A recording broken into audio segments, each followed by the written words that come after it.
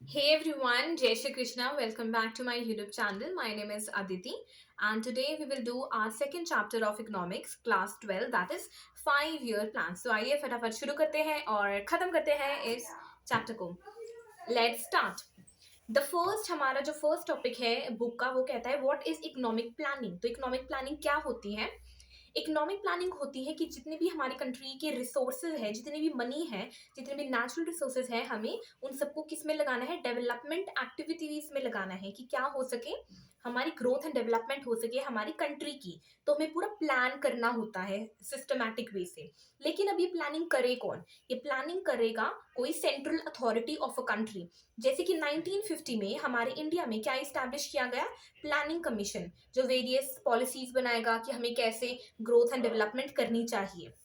लेकिन 2015 में ये रिप्लेस हो चुका है बाय नीति आयोग. तो अभी नीति आयोग हमें एडवाइसेस देती है. ठीक है. सेकंड हमारा टॉपिक है बुक का 5 ईयर प्लान्स इन इंडिया. तो मेरे हमारे बहुत सारे 5 ईयर प्लान्स हुए थे इंट्रोड्यूस इंडिया में. फर्स्ट हुआ था 1951 में फर्स्ट प्लान. और ये फर्स्ट प्लान किसके बारे में था?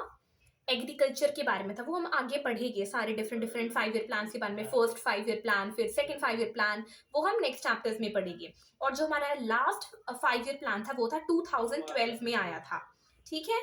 थर्ड टॉपिक है बुक का need for planning in India. हमें क्यों प्लानिंग करने की जरूरत है? क्योंकि हमारी जो इकोनॉमी थी वो स्टेगनेंट इकोनॉमी थी, बहुत पिछड़ी हुई इकोनॉमी थी, नेशनल इनकम इंक्रीज नहीं हो रही थी, पर कैपिटा इनकम भी हमारी बहुत ज्यादा कम थी, हमारी इकोनॉमी बैकवर्ड थी. ओके. जो हमारा आउटपुट था, आउटपुट भी बहुत कम था, प्रोडक्टिविटी बहुत कम थी, और हमारी लो जीडीपी थी. इसलिए हमें प्लानिंग की बहुत ज्यादा जरूरत थी.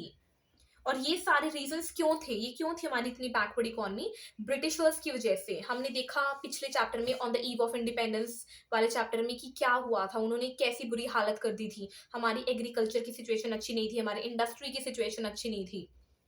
ओके. तो हमें प्लानिंग की जरूरत थी. फोर्थ हमारा टॉपिक है बुक का economic system and planning in India. तो हमारी एक बहुत सारी इकोनॉमिक सिस्टम है. इकोनॉमिक ऑर्डर, इकोनॉमिक सिस्टम का मतलब होता है इकोनॉमिक ऑर्डर. और इकोनॉमिक ऑर्डर में तीन चीजें देखी जाती है. पहला है सिस्टम ऑफ प्रोडक्शन, की प्रोडक्शन होगी कैसे. सेकंड है सिस्टम ऑफ रिसोर्स एलोकेशन, कि जितने भी हमारे नेचुरल रिसोर्सेज है, जितने भी इक्विपमेंट्स है, जितने भी पैसा है, वो हम कैसे लगाएंगे. थर्ड चीज है सिस्टम ऑफ डिस्ट्रीब्यूशन, कि हमारा एक सामान प्रिपेयर हो गया, हमारा गुड प्रिपेयर हो गया, तो अब उसे डिस्ट्रीब्यूट कैसे करेंगे इकोनॉमी में. ये तो ये तीन चीजें देखी जाती है. अब हमारी बहुत टाइप्स ऑफ इकोनॉमी होती है. पहला है कैपिटलिस्ट इकोनॉमी. कैपिटलिस्ट इकोनॉमी क्या होता है? जितने भी हमारे प्रोडक्शन होते हैं ना, मीन्स ऑफ प्रोडक्शन, उन्हें उनका ऑनर कौन होता है? इंडिविजुअल्स उसके ऑनर होते हैं, प्राइवेट ऑनरशिप होती है. और इससे क्या फायदा होता है? प्रॉफिट बहुत ज्यादा अच्छा होता है, प्रॉफिट मैक्सिमाइजेशन के लिए ये बेस्ट है. और जो ये गुड्स है which can be sold at high rate. इस कैपिटलिस्ट इकोनॉमी में सिर्फ वही चीजें बनाई जाती है जो हायर प्राइस पे बिक सके.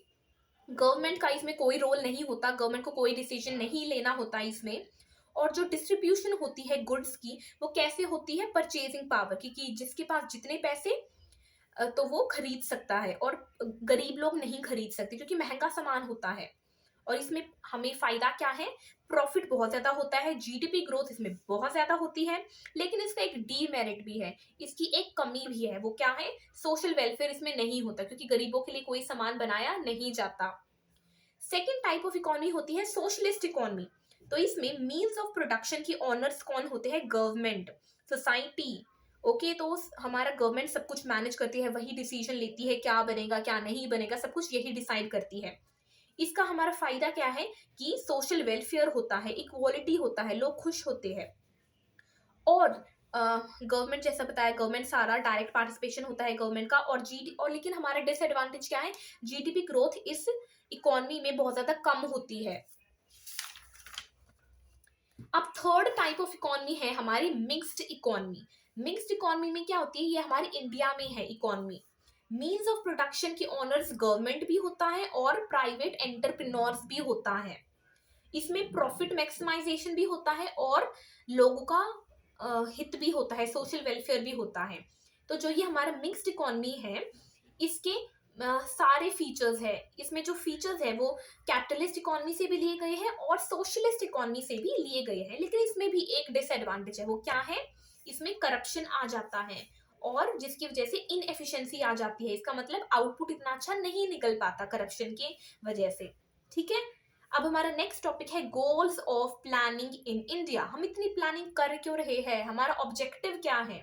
The first one is GDP growth. हमें जीडीपी अपनी बढ़ानी है अपनी कंट्री की प्रोग्रेस करने के लिए। अगर हमारा जीडीपी बढ़ेगी, इसका मतलब क्या होता है? हमारा लेवल ऑफ आउटपुट भी बढ़ रहा है हमारी इकोनॉमी में। और अगर लेवल ऑफ आउटपुट बढ़ेगा, इसकी वजह से जो हमारा गुड्स है एंड सर्विसेज है वो भी इंक्रीज होगी। और जब ये गुड्स एंड सर्विसेज इंक्रीज होती है उसे हम बोलते हैं जीडीपी ग्रोथ। अब जीडीपी ग्रोथ के दो फैक्टर्स है।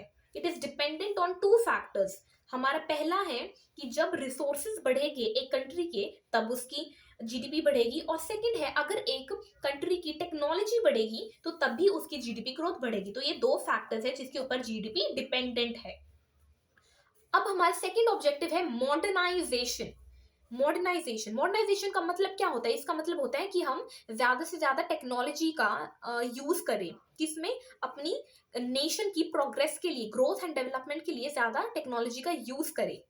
हमें पता है कि आज की जो एज है वो साइंस की एज है, इनोवेशंस की एज है, न्यू आइडियाज की एज है, डिजिटल वर्ल्ड है। तो मॉडर्नाइजेशन बहुत ज्यादा जरूरी है। जैसे कि हमारी कंट्री में ग्रीन रेवोल्यूशन आया था। ग्रीन रेवोल्यूशन क्यों आया था? टेक्नोलॉजी की वजह से आया था, क्योंकि हम HYV सीड्स का यूज कर रहे थे। तो ये भी हमारी साइंस की ही देन थी, ग्रीन रेवोल्यूशन।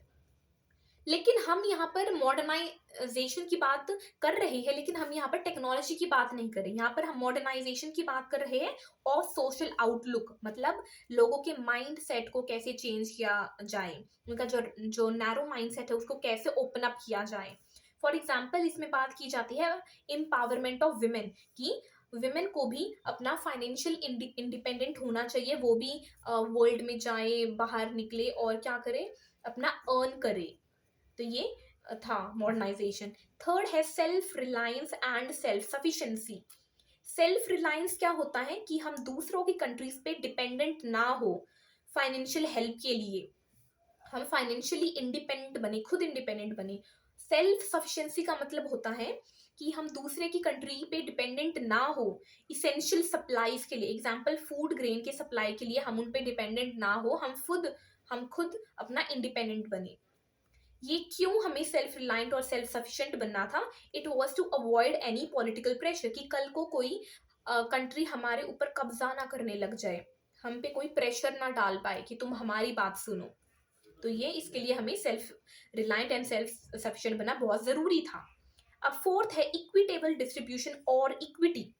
अगर एक कंट्री में ग्रोथ हो रही है लेकिन उस ग्रोथ का बेनिफिट सिर्फ कुछ लोगों को मिल रहा है, इसका मतलब वो ग्रोथ कोई काम की नहीं है, वो मीनिंगलेस है। हैंडफुल ऑफ पीपल को अगर बेनिफिट मिल रहा है, इसका मतलब वो मीनिंगलेस है।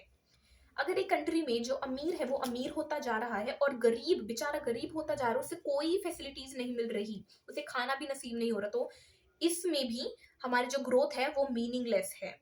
तो जितने भी बेनिफिट्स होते हैं ग्रोथ के, वो इक्वली स्प्रेड होना चाहिए, वो सबको बराबर मिलना चाहिए कि सबकी जरूरतें पूरी हो सके। अगर इक्वालिटी होगी तो इसका मतलब सोशल वेलफेयर भी होगी, और अगर सोशल वेलफेयर होगी तो सारे खुश होगी और हमारी कंट्री ज्यादा प्रोग्रेस करेगी, डेवलप करेगी। So thank you so much, this was all for today. और इस चैप्टर की एक और वीडियो आएगी जो मैं नेक्स्ट बार अपलोड करूंगी और हमारा चैप्टर एकदम कंप्लीट हो जाएगा, छोटा सा पार्ट बचा है। जय Shri Krishna, bye bye, and please subscribe to my channel, please like share with your friends, okay, and please support.